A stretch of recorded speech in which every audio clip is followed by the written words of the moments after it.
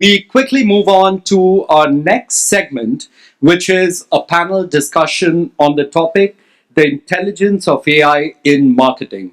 And for this discussion, I'd like to call upon our panelists. As I call upon your names, I'd request you to come and join us on stage. First, we have with us Ms. Priyanka Shah, Head of Digital Marketing for Bajaj Auto. Can we have a round of applause? Next, we have with us Mr. Shashi Udyavar, Head CPG FMCGs Meta India. A big round of applause, ladies and gentlemen. All right, next up we have with us Mr. Kunal Aman, Head of Marketing and Communications for SAS India. And to moderate this discussion, may I request Mr. Harish Sarma, Managing Marketing and Product Director for Pluxee India, a Sodexo enterprise, to take the discussion forward. Over to you. Unfortunately, Ms. Sukanya Dasgupta, who was supposed to be with us for this panel, she had to leave for some emergency, but we still have a wonderful, fantastic round of panelists with us. So over to you, sir. Good afternoon. We were discussing just before the session. We have the toughest slot probably just after lunch. Hopefully, you have enough food to re-energize yourselves, but not enough to put you to sleep. But we'll try our best to make the discussion lively enough for all of you to be engaged. So, of course, our point today, our discussion today is on AI and the intelligence of AI in marketing. There are many use cases, and of course, I think a lot of us as practitioners of marketing or AI have been reading about it in the past, and we were discussing a little bit before the panel.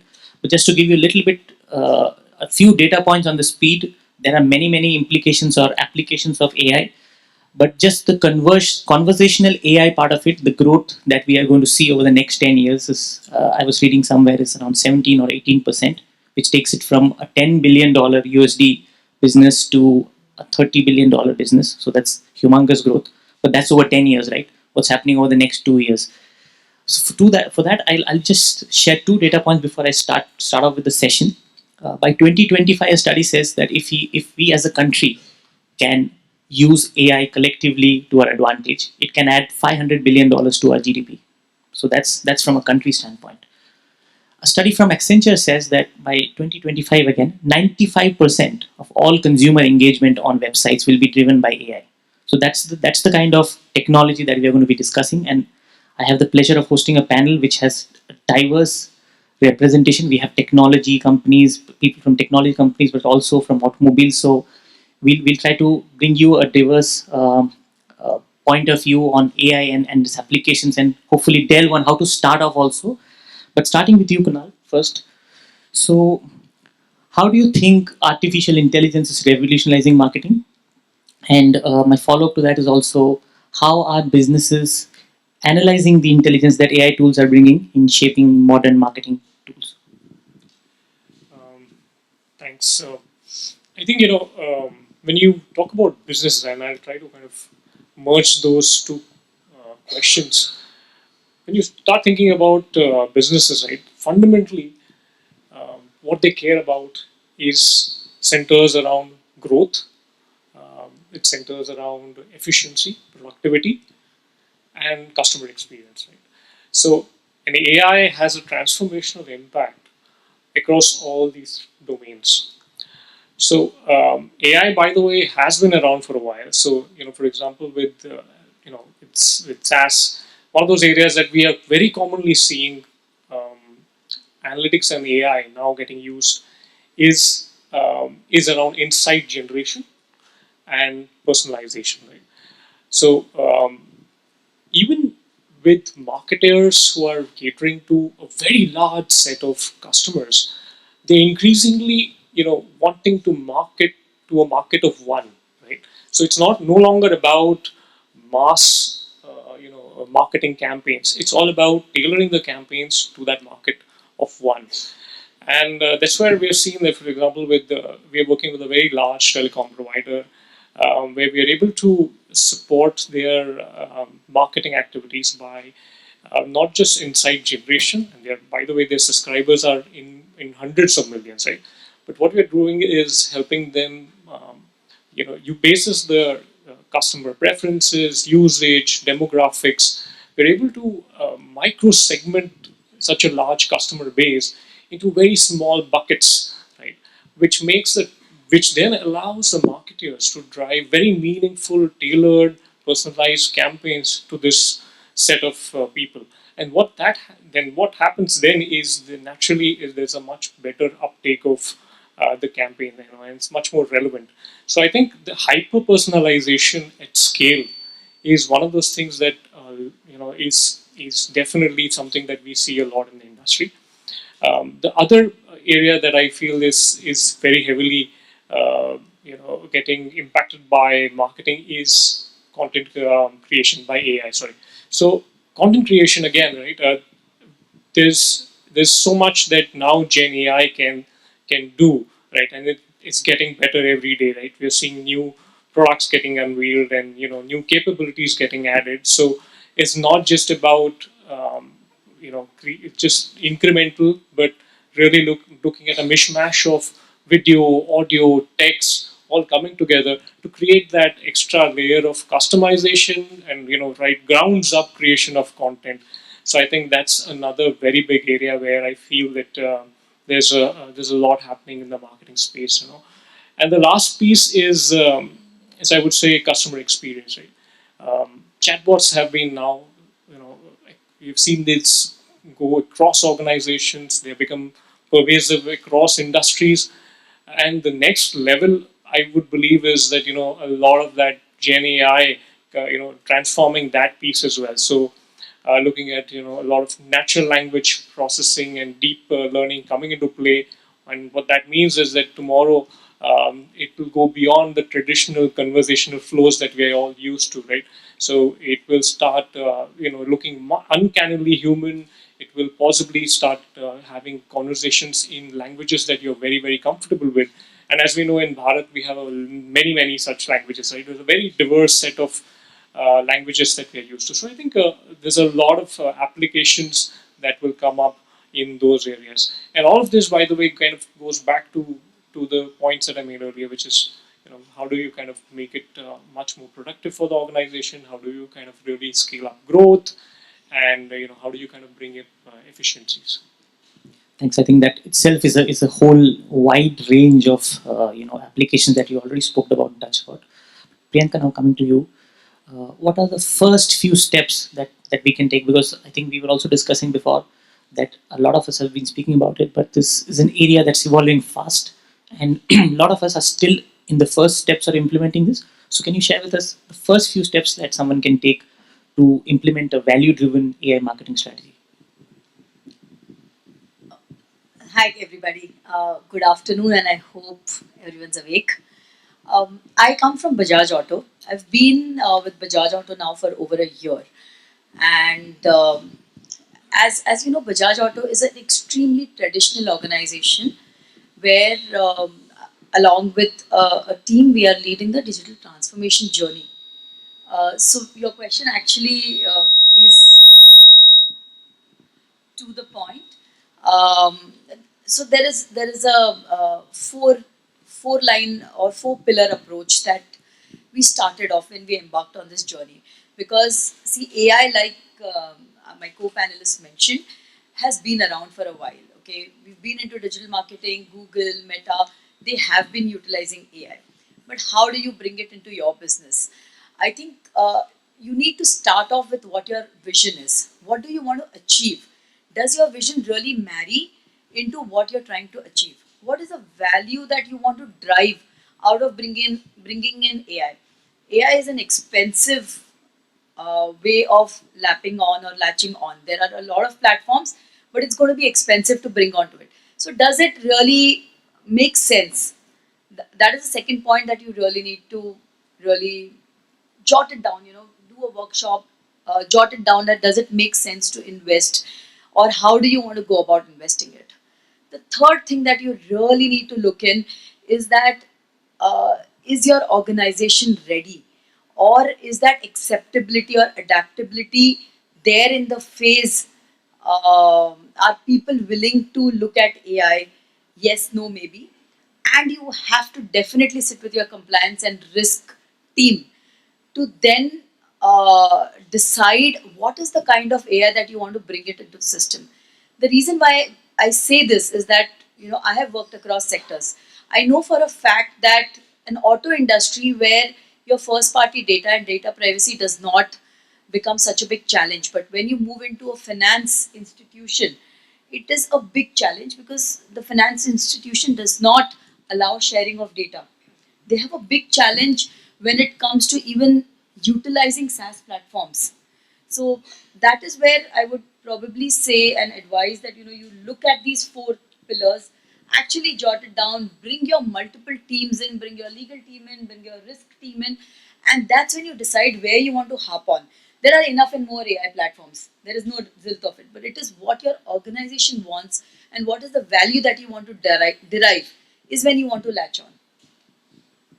Thanks. I think a few important points you made there. Stakeholder signups, and more importantly, bringing you in your risk and compliance team very, very early in the journey. Moving now to you, Shashi, and coming to digital marketing, you of course come from a company which has been doing AI in a lot of ways much earlier. But according to you, from a digital marketing standpoint, what are some of the challenges, opportunities, and transformative capabilities that AI brings? I think the opportunities are immense, and I'm pretty sure everyone recognizes it. That's why there's so much interest in the topic. See, I think the benefits are, I would probably say, still getting formulated, right? So I think the immediate benefit is productivity. So today, the amount of time marketers spend talking to their agencies about execution, people cycling in and out of the creative teams, having to brief, rebrief, get the brand codes in, get the templates in. A lot of that time is saved by AI, and some of the applications that you guys can see online are, unimagined a couple of years ago, right? So today you can just tell them picture of a dog in a cape, red superhero suit flying through Kandivli, and AI throws it up. So it wasn't possible, 3 years ago, and people wouldn't even have geared their teams towards developing these kind of benefits. So I would say productivity is amazing. What we are seeing today is that at least in the US, which is an early adopter of AI driven marketing, we are seeing marketers are saving up to 5 hours of time, in the time that they are briefing the agencies and getting the output out, getting approvals. I think challenges are also WIP.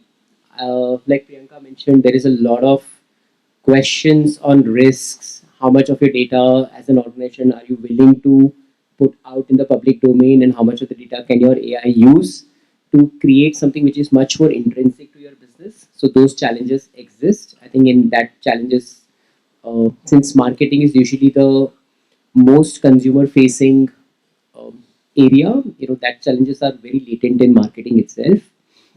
The challenges also exist on the upheaval it will have in the organization. So today you have a lot of senior people making decisions, especially on what the brand should be like, what the creative should be like, when should I release what. And a lot of those organizational challenges will come up, right? Because so much of this will be replaced by an unknown entity, and I would say, let's face it, a lot of us will not know what goes into the AI. So you will not know how it works, but you have to then trust it to do the job that you are saying it has to do. So I'm not very sure many of us are ready to make those changes within the organization. So there is still a large command and control system, who need to be reoriented into thinking that technology can answer and do many of the activities which they were, actively recruiting for, training people for, getting the organization towards.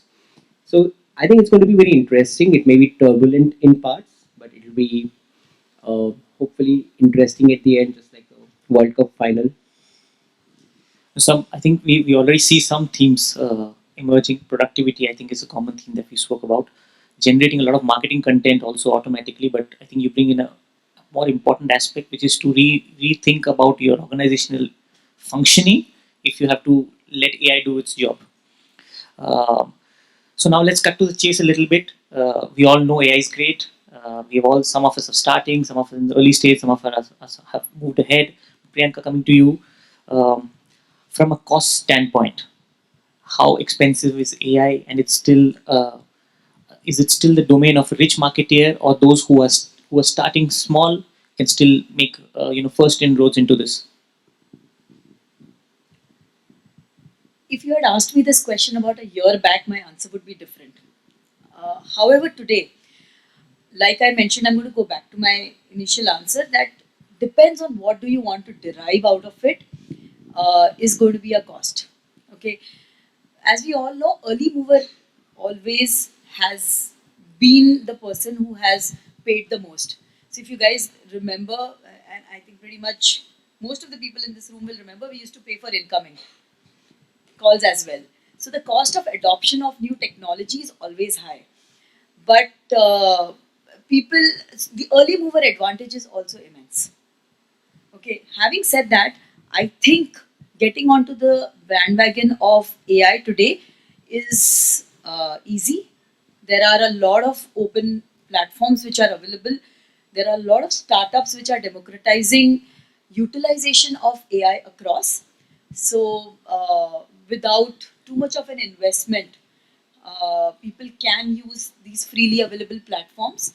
So, depending on the size of the organization and the amount of risk that you are okay to take, the cost will vary.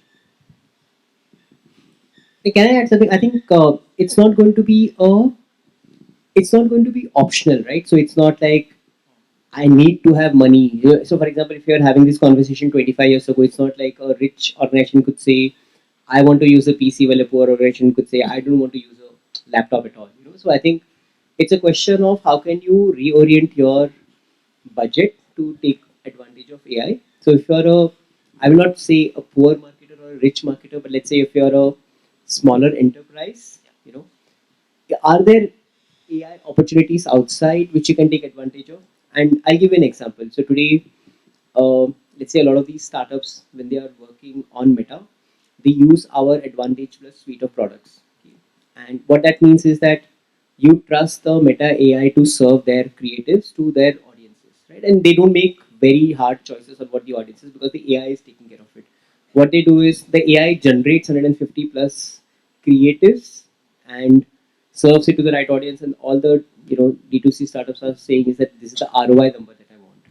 Now they know that this is the most efficient way of scaling up because they have a very nimble mindset. Okay, I can go in, switch a button, and let me look at the results and then evaluate it. While maybe a bigger organization has to go through a lot of iterations on saying yes, I'm ready to do this. They still have a lot of fundamental belief in human expertise, and they will say, okay, I need to consult my marketing team, my digital marketing team, my media team, my agency, and finally the CMO and the CEO before they make the decision. So I think, but they will also swing around. I think it's not going to be optional for either, is what I feel. Uh, and I would say the cost should be evaluated not in terms of the cost of adoption, but in the cost of missing out. Are you? It's an opportunity cost more than a adoption cost, is what I would probably urge everyone to think of. I think a few common themes in terms of it's not optional, and also the fact that weigh it against the benefits. So again, coming back, so then you need more stakeholders to take this decision. But before I move to the next question, Kunal, anything on this from you? Yeah, I think if right now, so incidentally, I happen to be on the Modern Marketing Association's event a week ago, where we unveiled the State of AI in Marketing report for India specifically. Interestingly, it came out that around 40% of marketers believe that their organization is in some form of early experimentation.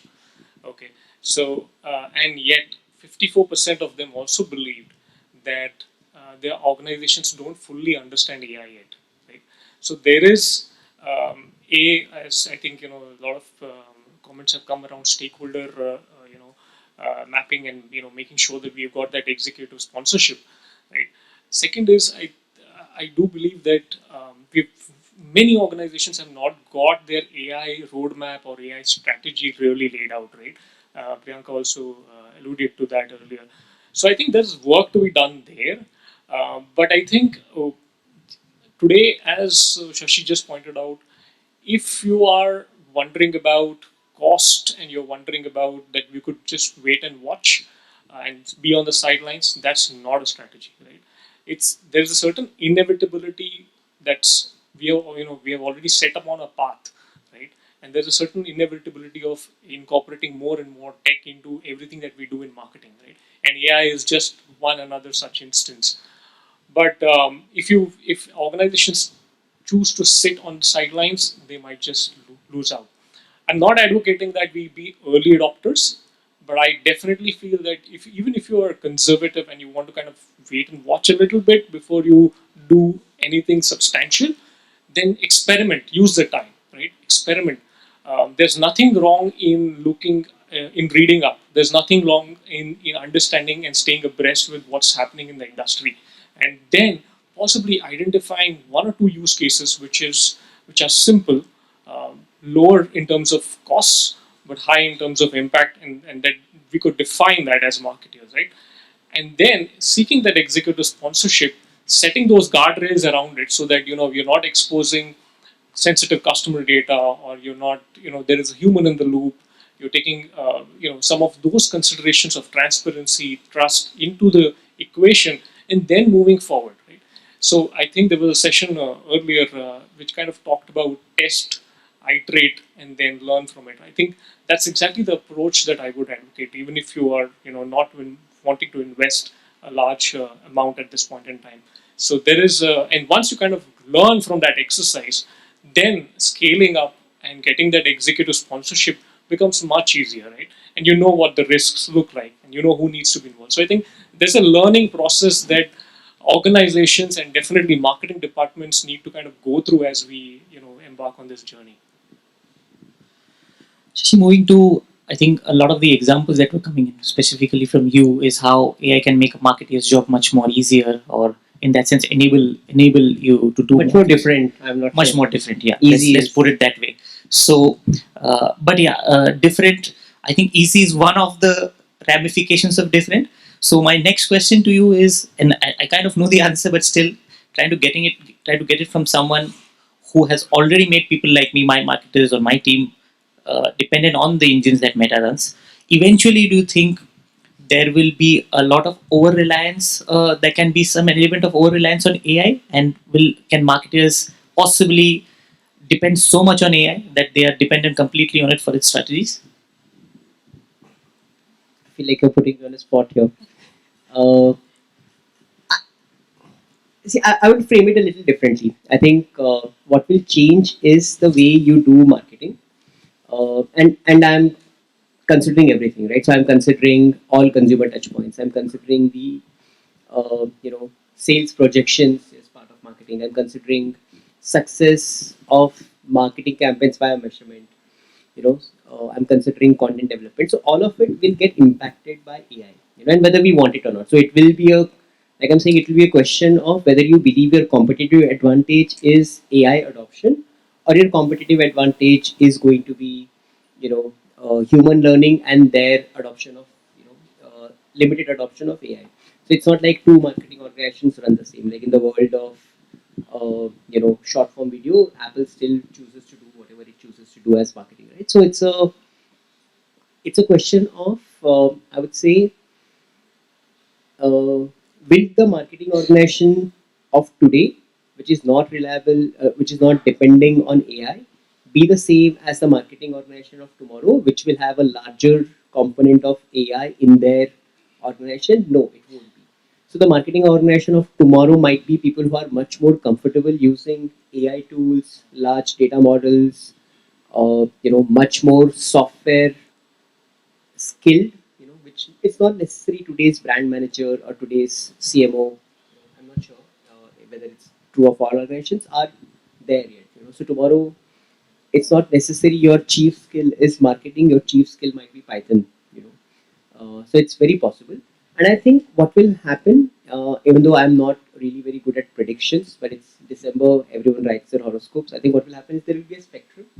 So some organizations will be very heavily into AI, and some organizations will be slightly lower. They will continue to do what they do, and they will keep evolving. Is my sense. But will everyone become very over reliant on AI? I'm not sure, but I think there will be a large chunk of people who will be very reliant on I would like to weigh in here. I think he would hope people do get reliant. AI. No, not at all. Of course, you would. That's your business model, though. But the view that I have here is that today's marketing, and probably since we are talking of predictions, 2 years down the line, if you're sitting out here, uh, the people and the skill set is going to be changing. Okay, so Vivek spoke about L1, L2, L3, and he was talking of how the level threes who actually do briefing of the agency and people who are actually making creatives, these people would upskill into how do you give the right prompt into AI. So the work would probably be on two axes. One is the mundane and the repetitive work, which would, I believe, be completely replaced by AI, with people behind it giving it the right prompt. Because till you don't give them the right prompt, it's not going to really give you the right output. So I think that is the shift that we are all at the cusp of. And if, believe it or not, if we like it or not, we all have to be upscaling there. And tomorrow, like you said, maybe there may not be a CMO anymore. There would be a chief AI officer or something like that. Somebody who understands how do you prompt into a system. There may not be a Python guy. I think it's going to make it much more simpler. It's more of conversational because that's where ChatGPT and now Gemini is trying to get into. So Agreed. So, if I can just chip in, I think we have been through these cycles before, right? The advent of social media and how we have digital marketeers today in almost every single industry, every single marketing team there, right? So we've been through those cycles. And I think this is just yet another cycle. This could, of course, be a much more transformational cycle as compared to what we have seen earlier, where I think there is certainly that upskilling element, right, that Priyanka just alluded to.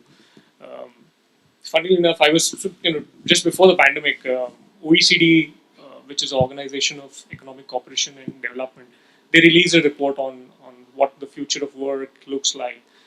And they mentioned that it was quite a bold statement, but they mentioned that according to their understanding, around 14% of all jobs are going to be completely automated. Another 32% will be completely transformed, right? So I think there is a lot of upskilling that is definitely going to be required. And sitting here, it's hard to imagine what our own jobs might look like in the near future, right? If the mandate, for example, is no longer to just drive marketing campaigns, but actually create using AI tools, right? What if that's the job, right? Then I think, as Priyanka mentioned, how do you kind of work well with prompts? How do you generate that output that is possibly an amalgamation of human creativity as well as AI's efficiencies? That's going to be what we might be talking about, right? So it's hard to imagine, but definitely I think there's a element of upskilling that we need to do in the short and mid-term, and I think possibly complete reskilling in the longer term. So I think the future, as I see it, definitely belongs to those who have the capability to learn, unlearn, and then relearn. So it's not about looking at AI and saying, okay, it's not that it made your job easier, but how did you upskill yourselves and how are you able to use AI? I heard a lot of talk about CMOs jobs getting irrelevant and puts a lot of fear in me as CMO of my organization. Must read up more and stay till the end of today's session to learn about AI. So I think the last part of our discussion, I wanted to touch about the ethical aspects, but I'll start with a question on a lighter note. Priyanka, to you, it's slight googly. But if there's a person, a marketeer in your team who's come up with a great campaign, but it's enabled completely by AI, who takes credit for the campaign, the marketeer or the AI? good one. I just feel the AI of today is your right brain on steroids. The left brain still needs to be there.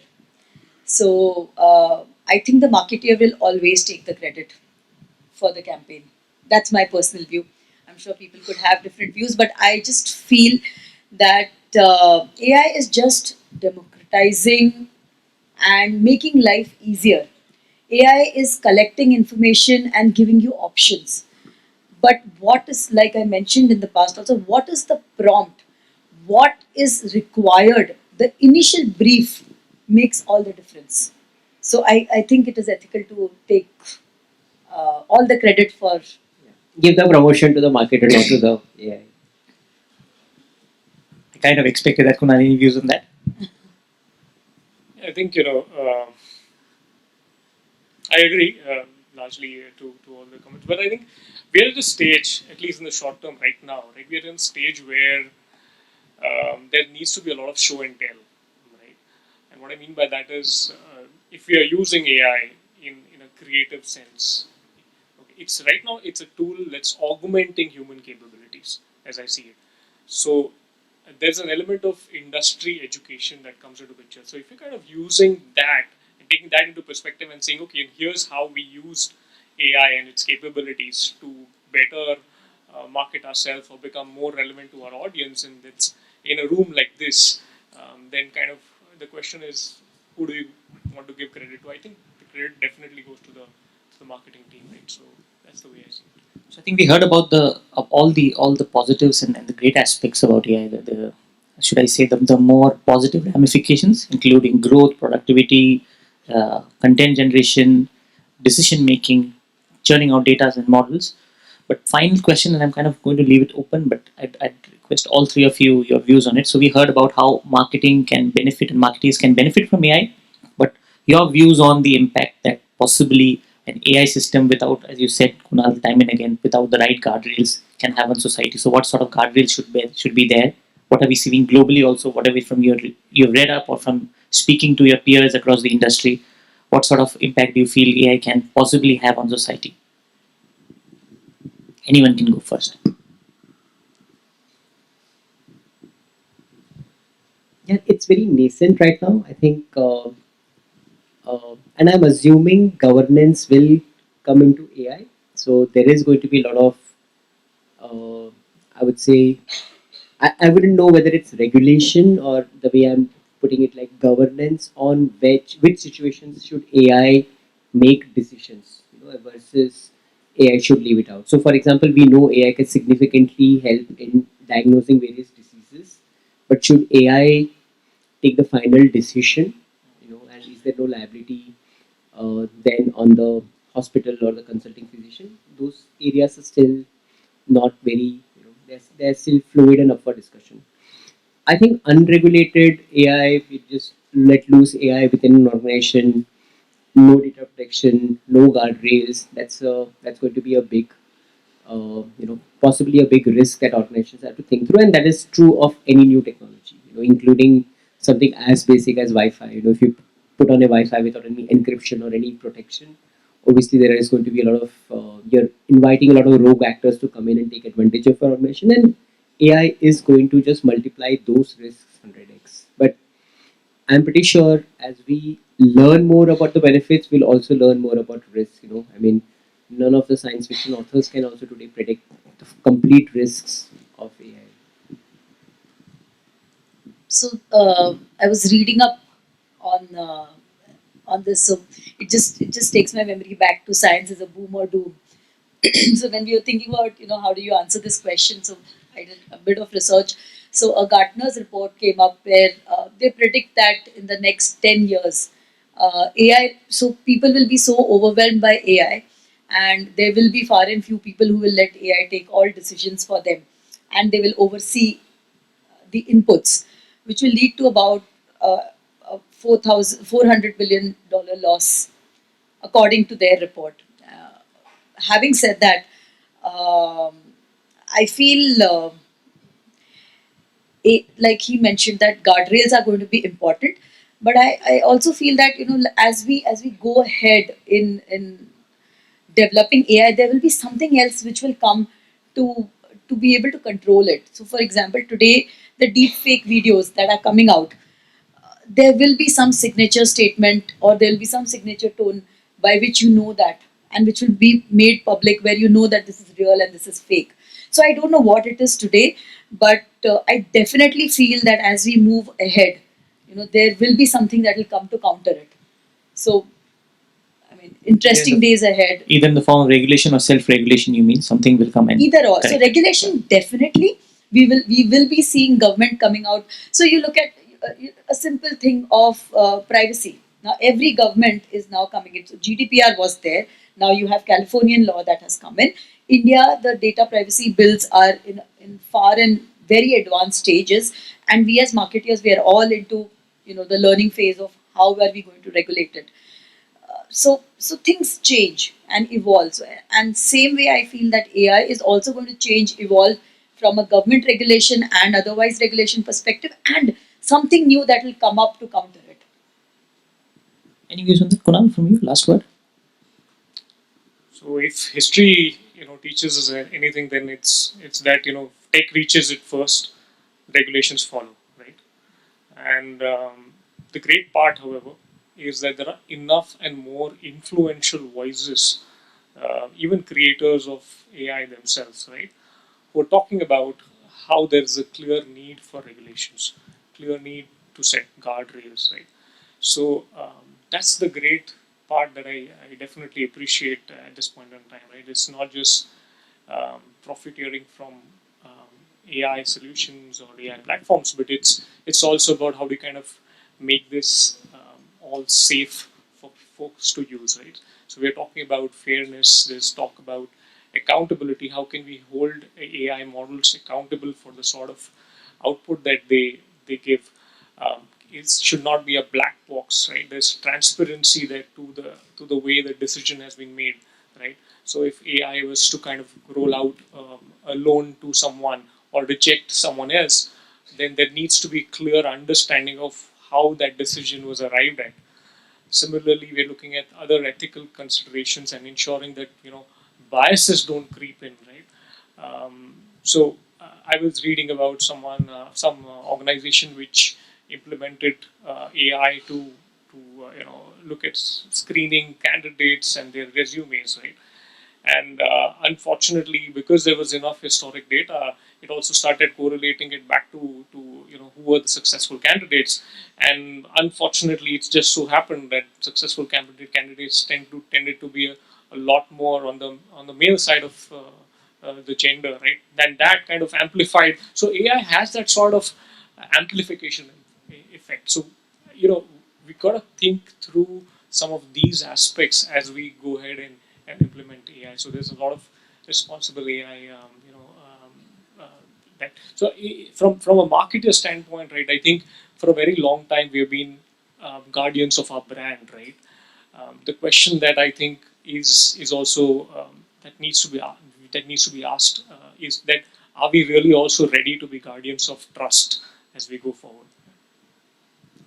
So ethics, privacy, transparency in how the decision was made, and of course then finally how you bring all of that together. So I think that's where I wanted to.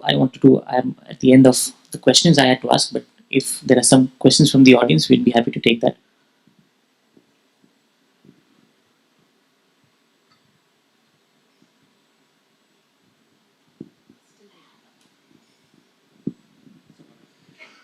I think we have. If you can just introduce yourselves before you ask your question, please. Yeah, hi. My name is Neha and I work with Radhakrishna Foodland. I had a question to Ms. Priyanka.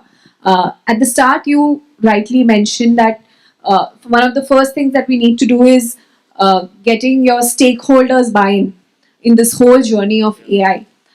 While you do mention this as a challenge, what are your experiences, or how do you foresee to solve for this challenge, agreeing to get everybody on the table for it, making them understand the value, and delivering higher output using this?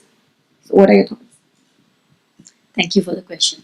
I think somewhere along in our conversations, one of our panelists did touch upon this, is that you take baby steps. You don't really need to join the bandwagon of bringing in a large player and utilizing it. So, for example, you don't really need to get in Salesforce and use their Einstein on day one. It's an extremely expensive piece. taking baby steps like going to Facebook. Okay, sorry, Meta. Now Meta, and like he rightly said, using the Advantage Plus campaigns. Now these are small successes that you can show them. So this is one. Second is where you are able to utilize AI platforms to generate many more options. Okay, so I think as a marketer, first you need to bring your CMO on board, then you bring in your risk on board, and you bring your business on board, and that's where you actually get sponsors to your idea. So I still believe that you set out what is important for the business, take small steps, show ROI, and move on. So that's what actually we have done. So for example, we would spend. So Bajaj Auto is we are doing business across India. Okay, so we have India and Bharat both where we are doing business. So regional language it becomes very important for us. Earlier, we would spend huge amount of money in translation and generating multiple campaigns with the same creative, but just having the language translated. Now, for every translation and every creative that gets made, there is an X amount of charge that the agency does. Now, bringing in one AI platform, I'm able to really exponentially go across, personalize, customize to the requirement. I can customize at dealer level. I have over 1500 dealers. Every dealer has a different requirement. If I have to make 1500 creatives with the dealer name right at the banner, look at the cost. And that's how you take baby steps, bring it in, show, and create a case study, talk to your stakeholders. And I mean, we are doing that way. We're just taking one step at a time. I think Kunal, Shashi, from your end, because you're on the other side trying to help organizations convince their stakeholders to take these baby steps. So anything from you you'd like to add to that? No, I think it's very comprehensive. I think it's the right strategy. Get showcase early wins and work up the ladder. I would only add that, in my opinion, and of course, I'm not within a marketing organization. There is a lot of latent interest. So it's not like I would say early stages of digital marketing where people didn't believe. You know, right now there is a lot of if I might say so, FOMO, that will I miss out on the AI bandwagon. So like earlier, I remember when I joined Vodafone some 15 years ago, I started to make a case for digital marketing. So there was interest, but it was curiosity more than necessarily very strong interest. But I would say today it's not the case. So when people, your CEOs and CMOs are talking about AI, they are actively looking at you as a as a practitioner on what do you know about AI and how do you think we can benefit. So you're in a great place to start off with, as opposed to any other technological adoption in the last 20 years. I think we have a couple of more questions there. He's just walking up to you. Yeah, sir. And then we can come to you. Good afternoon to all the panelists. So I think my question is for all. So my name is Krishna. I am working with Pidilite. So all of you are saying that AI is inevitable. So my question is, can you actually spell us out on how, if an organization adopts AI, say going forward, how will they significantly be different than the ones who are still with conventional means? And this is especially coming from large organizations who are across India, like for example Bajaj Auto.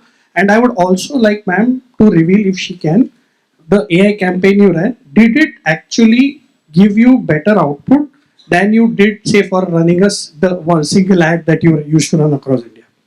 You want me to start first? Or you want to take Go ahead. I have answered one. You can start. No, if you ask me, does a single ad give you much better output than running multiple creatives? I mean, the jury is still out here. I also don't want to prescribe to a marketing organization, do this or do that. I think you have to have not just your own strategy, but also your way of evaluating the strategy. But I'm fairly confident in the long run, AI-driven choices will become much more pervasive. So they will be the majority of your choices. So even now, if you look at it, like including Fevicol doesn't make that one ad which runs forever. That's not their marketing strategy. Their marketing strategy is so much more broad-based, right? So that will happen. So that will happen. So I think It's a question of, as a large organization, how long will you take to adopt this? So the reason why I asked him to start first is that if I were to talk on the campaign piece, it would be advocating Meta. So we've recently, since we had limited monies and we really needed to make a difference, I was talking to my Meta counterparts and they really pushed me for the Advantage First campaigns. And we were like, this is more of a shopping campaign and I shouldn't do it. We took that leap of faith and we said, okay, let's go ahead. The only problem was of guardrails where we said, okay, don't go ahead and create, you know, campaigns or sorry, creatives of your own because we have very limited way of showcasing our products. So just go ahead and utilize this. But in a modified manner, we went ahead and used it, and we saw significant reduction in our CAC, and now I'm a promoter of it. I'll also just jump in on that and give you a different perspective because it's a campaign that we are running. I represent Pluxee Sodexo. We underwent a brand change and it's across 31 countries. India did it September end. And of course, there are two parts to my marketing organization, right? There are people in my team who represent the SOV and the brand's point, and then there's a performance marketing team. Theirs is the lead gen business. Now, if we had to do a shift, if I had to do the traditional way of doing this campaign, I would just on one day when I was cutting over the rest of my creatives from Sodexo to Pluxee as a brand, I would just take that hard cut, right? But I have leads to deliver, and of course we would know that the leads would not, scale up in time. What we're doing now is, and we've taken, of course, this is where again stakeholders, organization, even within teams, you have to come together to say, okay, I'm going to run my campaigns which will still be on the new brand and the old brand, and we'll wait for these creatives to really scale up to give me the same sort of ROI and the CPMQLs, cost per MQLs, before I phase out my old brand. Of course, then you need to bring your branding team in and have a larger tarmac to take off on your brand campaign. But if I had to do this manually, it would be impossible. If I have a tool or a set of tools which can help me do this at scale, as Kunal was pointing out, then it just gives me more productivity. Two-member marketing team, impossible to do this. So you had a question? You can just take the mic. Yes. In the past, when the search engines came in, there were Google, there was Microsoft, which failed again and again. There's Yahoo, but Google came out as a definitive leader. Now, similarly in AI, the number of engines are available, which can help. So, what kind of considering the depth of the knowledge you people have, what kind of metrics one can apply to judge these metrics, these AI engines? The choice between the engines, you mean? Yes. Second question is that there are fields like I'm coming from pharmaceuticals. By the way, my name is Shekhar Mandrekar. I'm a president of MJ Biopharm, which is the number one company in the management of diabetes with insulin. Our factory is near Pune. So now, medicine, for example, is a very critical area where I'm experimenting. That I give the problem and what will be possible solution and where my brand can fit in, because I want to go in for ethical marketing. So, are there any specialized AI engines based on a topic, like medicine or within medicine, I'd say diabetes? I'd like to take this.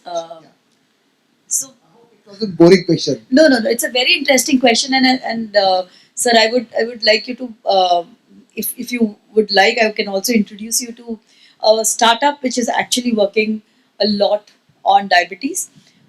Basically, they have deployed and they're working with the government, where via AI, okay, they have numerous number of eye scans that they have done, and they are predicting early onset of diabetes in patients. This is one, and the second is they are predicting early cancer, lung cancer, by just merely looking at the number of scans that they have done of X-rays. So how they have been able to achieve it, and I think India is an excellent example of getting information at scale is they've just gone ahead and for free they have given scans and taken inputs from localized people. Okay, and this AI engine is going on reading and giving inferences, and there is machine learning that's happening behind it. And slowly and steadily, right now, in an assisted format, the doctor looks at the prescription that the AI engine actually gives in and assesses it, and there is scoring that happens. So they're just making this machine smarter and smarter. And specifically because you spoke about diabetes, I really wanted to bring in this example. Definitely, you can catch up. So you want to talk? The first question anyone would like to take, where he asks, before it scales, how do you choose which one is the winner? Yeah, no, I think, see, the difference I would probably ask you to consider is that you should think of AI as a input technology and not an output technology. So, for example, I keep saying, like, let's say if you have to choose the right, internet service provider for an organization, what are the metrics you would do? So, use those metrics, which will be primarily, I would say, price, scalability, how soon can you scale from, let's say, 5 users to 100 users, and accuracy. So that's what I would probably ask you to look at this stage, instead of treating it as, let's say, you give an example of search, what is the output ROI that is generating. So don't probably use that framework for now. Probably you could call it an enabler at That's this stage. maybe a better word. Yeah, it's an enabler It's right just now, an not enabler. necessarily the sales generator. We have run out of time, but probably we can take a final question. Is that okay?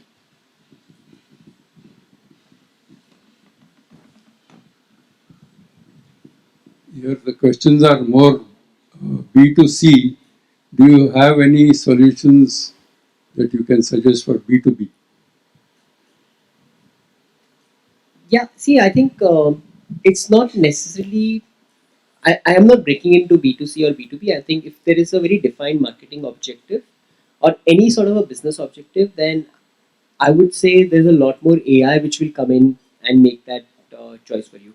See, for example, your B2B sales processes, a lot of that can start getting automated by artificial intelligence. There are already companies who are automating everything.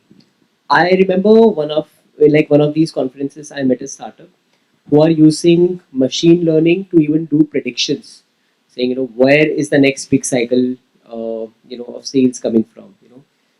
So there is going to be a lot of applications within B2B also. It's just that B2C is usually much more it's much more attractive, much more glamorous. It's much easier to build a story around. But if you look around the internet, you will find a lot of examples of automation impacting core industries which are not consumer facing. Thank you. Thank you.